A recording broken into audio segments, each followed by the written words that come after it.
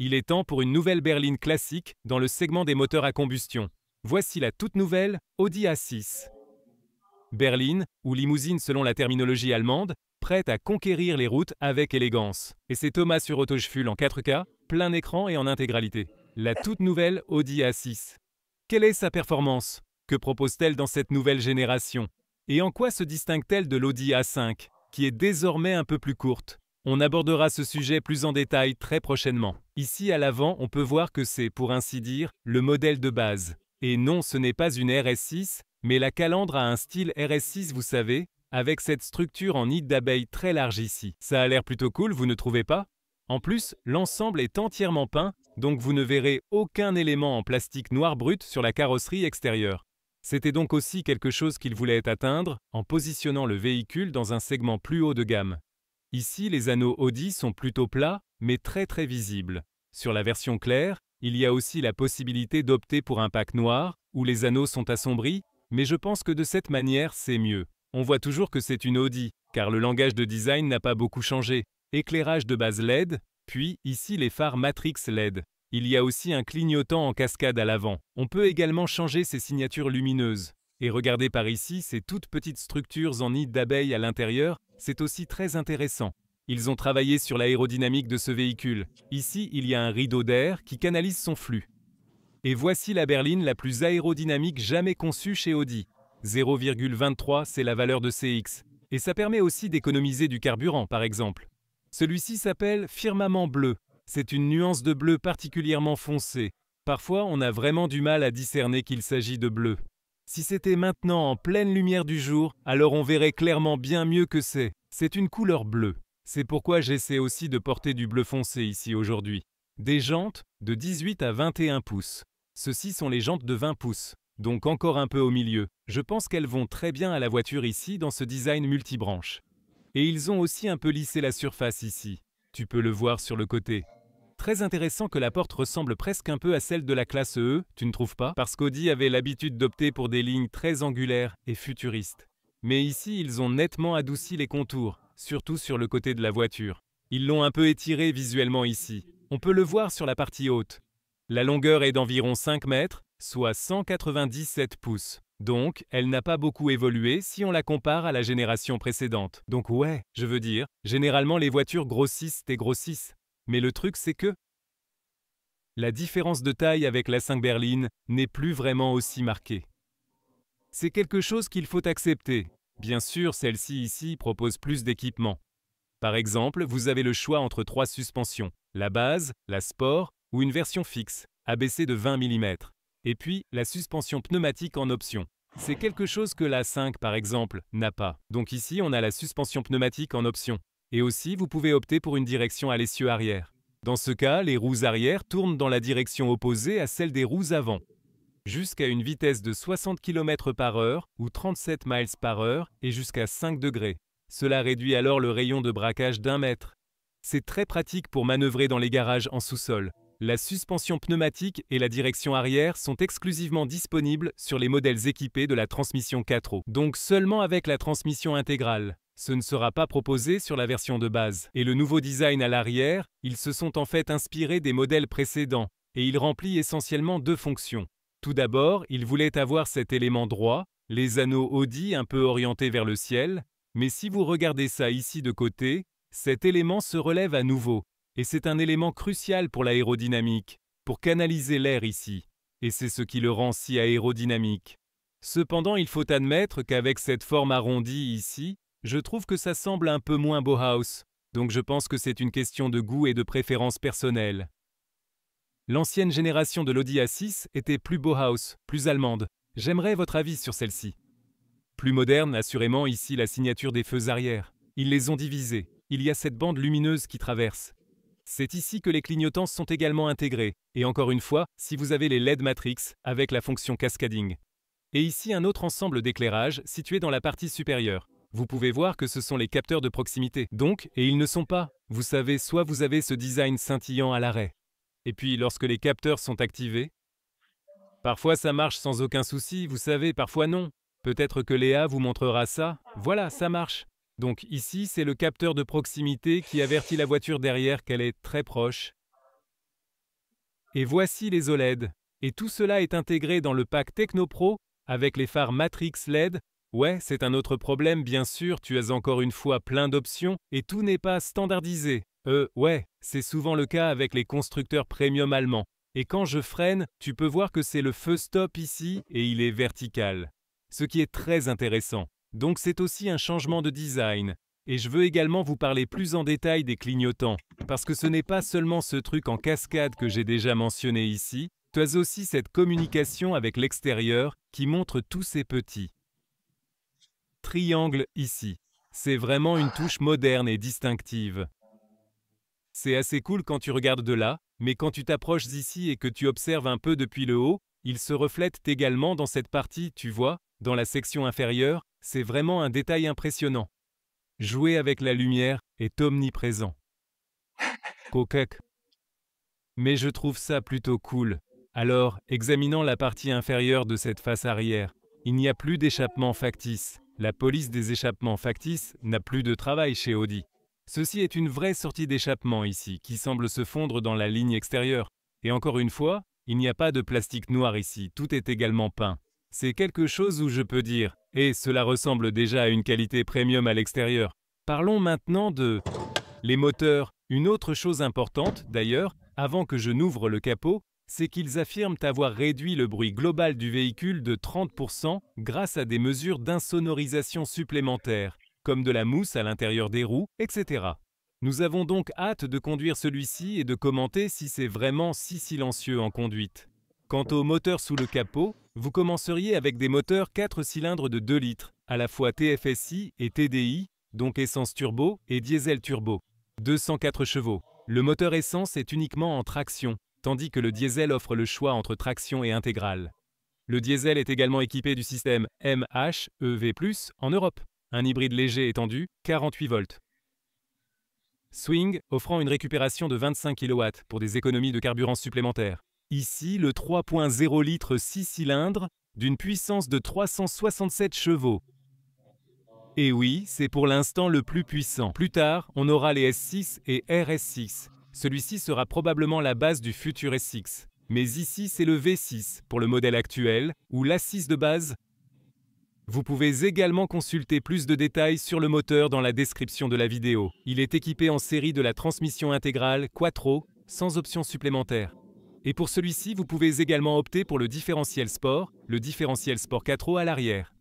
Cela inclut également une répartition du couple pour sortir des virages de manière encore plus performante. Le système Quattro est maintenant ce qu'on appelle le Quattro Ultra. Cela signifie qu'il ne s'agit plus d'un Quattro privilégiant l'essieu arrière. Et il peut toujours envoyer beaucoup de couples vers l'essieu arrière. Dans des situations vraiment extrêmes, jusqu'à 70% vers l'essieu arrière. Mais cela signifie qu'en utilisation normale, à vitesse normale et sans pousser trop l'accélérateur, il sera davantage orienté vers les roues avant. Mais si tu y vas vraiment à fond dans les virages, tu sens toujours une légère tendance à l'arrière. Nous avons testé cela avec l'Audi A5 de la nouvelle génération, et ça a plutôt bien fonctionné, mais ce n'est définitivement plus le Quattro classique. Passons maintenant à l'intérieur avec la clé de voiture. Elle est plutôt agréable et légère. Et ici, les poignées de porte sont électriques, mais on attrape dedans et il n'y a pas vraiment de retour haptique, ce qui est un peu déroutant. Ensuite, elles s'ouvrent un peu d'un coup. Celle-ci est également équipée d'une option que vous ne pouvez pas avoir sur une A5 ici, la fermeture douce. Et cela, le nom du modèle est désormais ici. Je crois que quelques nouveaux modèles l'intègrent maintenant. Le nom du modèle est juste à cet endroit. On peut toujours tester le son de fermeture de la porte, même avec la fermeture douce. Car c'est vraiment très agréable. Un super son de fermeture de porte. Et voilà, c'est la qualité Audi. Mais ici aussi à l'arrière, vous avez la fermeture douce, si vous avez choisi cette option. Toujours agréable et impressionnant, mais aussi très coûteux également. Celui-ci, bien sûr, avec des cadres autour des portes. Tu te souviens que l'Audi A7 a un design sans cadre, mais ce n'est pas encore prévu pour l'instant. On en parlera plus tard. Ouais, c'est un truc bizarre. Ils voulaient initialement appeler celui-ci A7, mais ensuite ils ont dit « Ah non, c'est un A6 » et ils ont hésité sur la structure de dénomination. Donc ici, à l'intérieur des portes, on a ce revêtement en cuir. ça pourrait être un tout petit peu plus doux, et puis là, c'est légèrement plus moelleux, vous voyez? Est-ce que c'est assez doux pour vos coudes? Il faudra voir ça en conduisant. Ce nouvel élément de structure 3D intéressant, Bentley l'a introduit avec la Bentley Continental. C'est bien sûr la même entreprise. À l'intérieur des portes, pas de revêtement en tissu, absolument rien. Et vous avez ici ce grand élément noir pour contrôler les rétroviseurs latéraux, et ainsi de suite pour la mémoire des sièges. C'est simplement un unique bouton. L'ensemble ne fait qu'un seul bouton. Vous pouvez apercevoir cette projection, la lumière au sol. La partie inférieure, il n'y a pas non plus de badge S-Line, donc c'est, pour ainsi dire, l'intérieur de base avec un pack Tech Pro. Bientôt plus à ce sujet. Voici le design à rayons ouverts pour le volant. Ça nous rappelle un peu l'ancienne génération, mais la différence ici, c'est que les anneaux Audi sont désormais en 2D. Vous pouvez le sentir, mais l'intérieur des anneaux Audi est désormais plat et bidimensionnel. Et le véhicule se plaint que la clé n'est pas dans le véhicule. D'accord.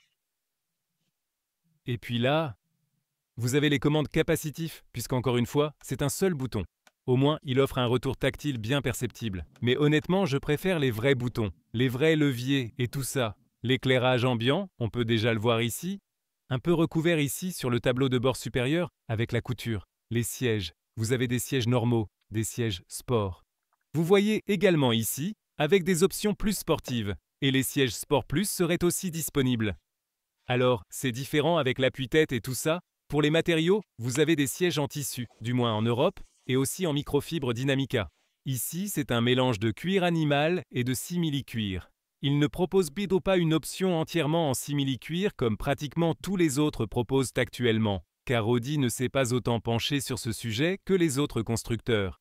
Ils répondent « pas de cuir animal, seulement du tissu ». Pour moi, la meilleure solution, c'est un simili-cuir haut de gamme, perforé, avec ventilation. Comme Tesla, par exemple? Oui, et BMW aussi, et bien d'autres. Comme la plupart des constructeurs ont choisi cette voie maintenant. Audi pas encore, malheureusement. Et ici, ma taille est de 189 cm. Encore beaucoup de marge ici. C'est un toit panoramique fixe. Celui-ci est équipé d'une commande électrochrome. Oh, tu veux montrer ça? Excuse-moi pour ce petit moment de dérangement. J'ai piqué la fonctionnalité de l'IA. Mais je pense que les spectateurs veulent te voir. Ouais, ils veulent te voir. On peut, tu peux la montrer à nouveau. Donc, là, c'est comme ouvert maintenant, c'est un peu comme un rideau électrique, pour ainsi dire. Et ensuite, tu peux aussi le fermer si tu veux ombrager encore plus. Mais ce n'est pas un toit que tu peux vraiment ouvrir. Le confort et l'ergonomie sont en fait, disons, corrects. L'ANSATS, la profondeur d'assise au niveau des ischions ici, l'os de la hanche pourrait être amélioré, et le truc c'est que les sièges ressemblent beaucoup à ceux de la 5. Et quand nous avons récemment testé la 5 sur le long terme, cette zone ici, la zone de l'ischion, pourrait bénéficier d'un peu plus de rembourrage. C'est mieux par exemple surtout dans la BMW série 5, où un peu plus de rembourrage ferait vraiment la différence. Bienvenue maintenant dans ce cockpit. Tout d'abord, ici, ce que je veux aussi mentionner concernant le siège, c'est bien que tu puisses également rallonger cette partie avant. Et puis ce cockpit est en quelque sorte un écran de démonstration. Et tu as ici des instruments de 12 pouces, 14,5 pouces pour l'infodivertissement principal.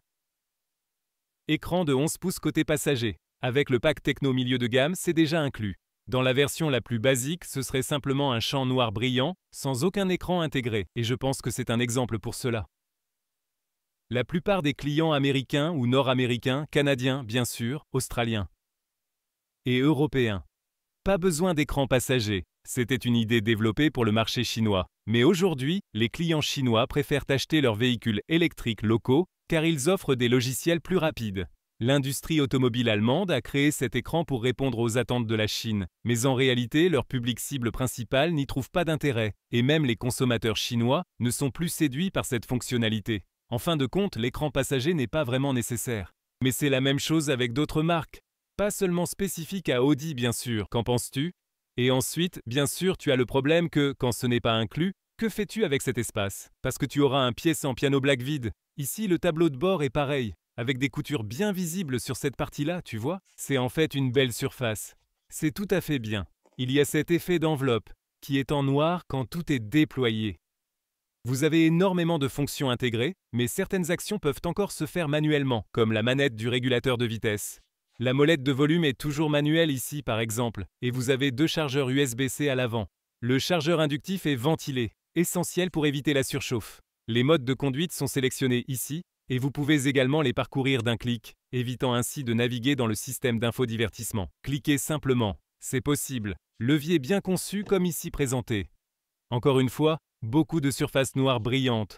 Sympa avec l'éclairage d'ambiance ici et dans les porte-gobelets. J'adore ces détails, ces porte-gobelets sont vraiment bien conçus. Avec les surfaces noires laquées, j'ai discuté avec Audi à ce sujet, et ils disent qu'ils ont pris votre feedback en compte, car ici nous avons souvent beaucoup de retours où vous dites « Hey Thomas, peux-tu dire aux fabricants qu'il y a vraiment trop de noir laqué ?» Et ils ont dit qu'ils avaient bien reçu ce feedback. Mais au moment où ces voitures ont été développées, les décisions étaient déjà prises. Donc ce feedback sera pleinement pris en compte dans les prochains modèles. Et oui, on va continuer à insister là-dessus, car la majorité des gens disent clairement ne pas vouloir trop de noir hautement brillant. Pour le coup d'ici, je dirais que c'est assez doux. Vous pouvez aussi ajuster celui-ci en hauteur, cet accoudoir. C'était également une question que l'un d'entre vous m'a posée, Thomas. Peux-tu toujours vérifier si l'on peut ajuster l'accoudoir en hauteur comme prévu? Voilà. En dessous, là, il y a plus d'espace, mais pas de chargeur à cet emplacement. Pas d'espace non plus ici à l'avant, que ce soit pour les chargeurs USB-C ou pour l'induction. Et l'Android Auto, câblé ou sans fil, les deux options sont disponibles. Donc globalement, on se sent vraiment comme chez soi dans cet espace. La console centrale n'est pas trop large. Elle est plus ou moins identique à celle de l'Audi A5, mais aussi à celle de l'Audi A6 e-tron et de l'Audi Q6. Ils ont maintenant tous un peu le même habitacle. Encore une fois, bien sûr, c'est aussi une question d'économie d'échelle, et ainsi de suite. Et ici, le point de vue du pilote. Ces cadrans sont vraiment bien. Je préférais ceux qui avaient un aspect plus tridimensionnel, mais ceux-ci font quand même très bien l'affaire. C'est ça. Ensuite, les commandes. J'ai parlé d'un bon retour tactile. On peut alterner entre les vues des instruments numériques. Et là, waouh! C'est de nouveau le compteur de tours. Ils l'ont donc modifié en tenant compte de nos retours d'expérience. Donc on a quelques infos sur les tours par minute, juste là, et on a aussi un affichage tête haute. Et maintenant pour une transition parfaite entre le volant et l'unité principale du système d'infodivertissement. Fonctionnalité essentielle, maintenez le bouton favori pour sélectionner ce que vous désirez afficher. Et laissez-moi deviner quelle option je vais choisir ici. C'est ça, l'avertisseur sonore pour la limitation de vitesse est complètement désactivé. C'est très important, car sinon ça peut être trop agaçant. C'est une nouvelle réglementation européenne. Je devrais conduire plus lentement. Pourquoi? Ouais, Léa est tout à fait dans l'efficacité allemande, bien sûr. Et ensuite ici, vous avez ce menu principal. C'est comme cette vue d'application par exemple. C'est plutôt rapide. Je dirais, l'unité de climatisation est là. Et là encore, on a ce problème comme dans les autres nouveaux modèles Audi. Je me demande ce que je dois faire avec ma main. Ouais, c'est censé être qu'on repose sa main là et qu'on fait comme ça. Mais ça a l'air un peu... Ça ne semble pas bien, vous voyez? Donc cette zone est trop grande en réalité. Et je ne sais pas, ce n'est pas la meilleure solution ergonomique. Honnêtement, je dois le dire. Donc je le désactive à nouveau. Ce qui est très cool, c'est que vous pouvez aussi programmer, par exemple ici, vous pouvez programmer l'ouvre-porte de garage. C'est une fonctionnalité sympa. Ensuite, vous pouvez juste cliquer ici ou combiner avec une géolocalisation et récemment j'ai essayé et vous ai montré un reel de ça. Et Apple CarPlay, Android Auto, c'est aussi disponible avec une belle intégration juste ici. Désolé chérie, j'ai osé te retirer cette fonctionnalité pour te montrer le toit électrochrome, mais c'est impressionnant, non? Mais il y a un détail que je n'ai pas encore montré parce que tu peux aussi l'arrêter en plein milieu. Voilà, donc tu as comme à moitié ouvert, à moitié fermé. Je ne suis pas sûr exactement pourquoi, mais... Enfin, tu peux le faire. Tu peux le faire, pourquoi pas? Et quand je roule plus vite sur l'autoroute allemande, encore une fois, Léa peut bien se tenir parce que ce véhicule est toujours équipé de 4 poignées ici à l'intérieur et ici aussi à l'arrière, avec un porte-manteau. Oui, c'est très important. Passons au compartiment arrière. L'intérieur des portes est entièrement habillé en haut. Ici, encore une fois, un peu plus du système de Sounds de Bang & Olufsen. Et là, c'est le store manuel, c'est vraiment sympa à utiliser. Aussi du bois mat ici. Par contre, il n'y a aucun revêtement à l'intérieur des compartiments de porte. Attaché supérieur dans la partie inférieure, et nous avons aussi Isofix sur le siège avant et à l'extérieur ici, chacun. Et vous pouvez aussi les faire glisser ici, facilement vers le haut et simplement les rabaisser quand vous n'en avez pas besoin. Ici, l'accoudoir avec porte-gobelet adaptable. La construction est solide partout. Et celui-ci est également une trappe à ski que vous pouvez simplement ouvrir au milieu ici. Une console centrale assez spacieuse et pratique également. Et cette unité de climatisation, on la connaît encore de la génération précédente. Et oui, elle est capacitive, mais pour une solution capacitive, elle est plutôt pas mal. Vous avez aussi ce genre de retour tactile, un retour par clic. 2 chargeurs USB-C et une zone noire très brillante ici, assurément. Oui, et bien sûr, la grande question, c'est de savoir combien d'espace nous avons. Donc, premièrement, en tant que berline, elle a aussi ce toit panoramique, mais il se termine ici. Et puis, avec 1,89, 60,2, j'ai encore un peu d'espace au-dessus, donc c'est vraiment bien. Oui, et en ce qui concerne l'espace pour les jambes, tu vois bien que ça passe parfaitement quand je suis assis à l'avant ici. Je suis bien sûr grand. Ça fonctionne. Cependant, compte tenu de la longueur du véhicule, il n'y a pas beaucoup d'espace pour les jambes. Même pour la génération précédente et les concurrents, pas la meilleure utilisation de l'espace. Si on compare maintenant à l'A5. C'est encore plus proche. Ici, on a 4 cm ou 1,5 pouces d'empattement en plus, ce qui fait une différence notable. Et c'est exactement ce qu'on voit ici, parce que là, dans l'A6, c'est comme ça, et dans l'A5, c'était comme ceci. Alors, C'est cool, non? Tu sais, quand tu me demandes quelle est la différence entre la 5 et la 6, je dis ça. D'accord, ouais, je pense que tu vois l'idée. Et le confort général des sièges est en fait pas mal. C'est vraiment plutôt sympa avec l'éclairage d'ambiance. Pour le design, je me sens totalement comme chez moi. Oui, mais l'utilisation de l'espace, ça a toujours été le vrai problème dans ce segment. Et le grand tunnel central. Ici, bien sûr nécessaire pour le système de transmission intégrale. Oui, c'est vrai, on ne peut pas vraiment contourner ça. Passons maintenant au coffre ou à la malle. 450 litres, ici, si vous avez le système Mild Hybrid, comme montré ici. Si vous n'avez pas le système Mild Hybrid, alors on passe à 490 litres, parce que dessous, vous avez plus d'espace ici. Vous avez juste un petit peu. Pour quelques équipements, sinon vous auriez un peu plus d'espace en dessous car la batterie Mild Hybrid est placée en dessous ici. Et retenez ça, sur le marché américain, il n'y aura aucun système Mild Hybrid sur le marché nord-américain. C'est plus spécifique à l'Europe, c'est sûr. Nous devrons voir comment ça se passe avec les autres marchés aussi, bientôt. Le chariot de cabine tient toujours dans le coffre de la berline, même à la verticale. Et voyez, ici, entre les passages de roues, ça fait environ 1 mètre ou 40 pouces de large, un peu plus. Et la longueur ici est en fait vraiment très impressionnante, même un peu plus d'1 mètre 20, soit environ 47 pouces au total, vraiment. Cela au fait c'est le petit chargeur de batterie ici pour ce studio, donc il ne sera pas dans votre véhicule. Cela se trouve ici uniquement pour la production du studio. La hauteur ici est d'environ 50 cm, soit 19 pouces, donc un coffre très bien utilisable. Pour replier les sièges, il n'y a pas de déverrouillage ici, il faut faire le tour, et voilà. 1/3. Et 2/3, et voilà. Mais on pourrait aussi simplement baisser la partie centrale, comme je l'ai mentionné. Ici, le chargeur de batterie, oui, il est dissimulé, ça semble un peu plus. Mais ici, la batterie 12 volts, celle qui ne tombe pas en panne, comme ici dans le studio, quand le véhicule reste stationné toute la journée avec les phares allumés et tous les accessoires électriques en marche. Et ici, la longueur jusqu'au siège que nous utiliserons dépasse en réalité les 2 mètres, soit 78 pouces. Maintenant, abordons le sujet du prix et également, quelle raison auriez-vous de choisir celle-ci, la toute nouvelle A6 plutôt qu'une toute nouvelle A5 par exemple? Donc pour la berline, le prix d'entrée, on connaît déjà celui pour l'Allemagne, c'est 55 000 €. C'est 3 000 € de moins que pour l'avant, la version break. Et c'est également, bien sûr, un prix d'entrée plus élevé que celui d'un A5, sans conteste. La différence sera d'environ 10 000 €, du moins au niveau des prix de départ. Ça peut être plus, bien sûr, quand on l'équipe avec toutes les options. Donc avec les 6 cylindres. Suspension pneumatique, direction sur l'essieu arrière, Pack Tech Pro et plusieurs options disponibles.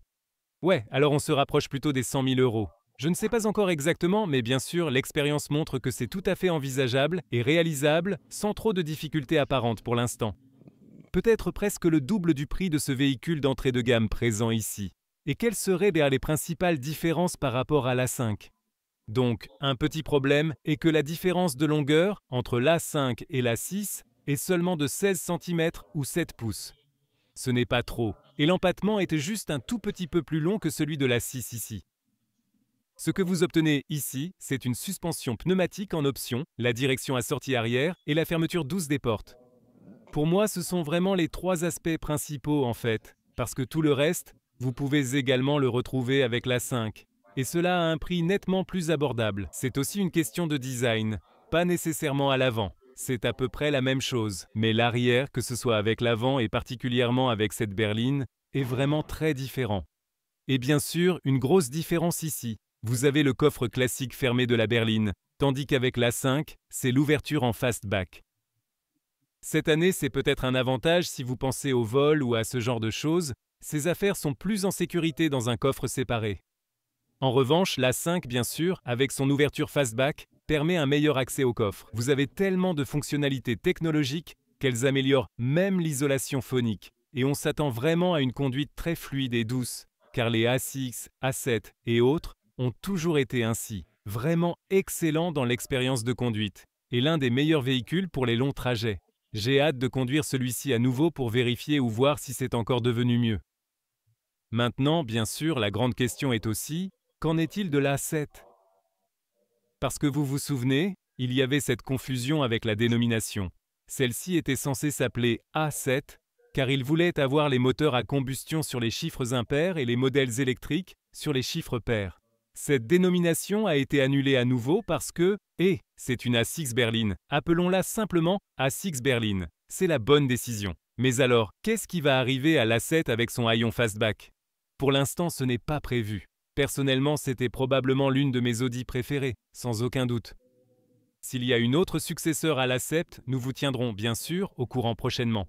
Mais pour l'instant, nous devons probablement nous contenter soit de la berline A6, soit de l'A6 avant que nous avons actuellement. Récemment également présenté ici, ou bien évidemment, les 2 rivaux principaux, classe E et série 5.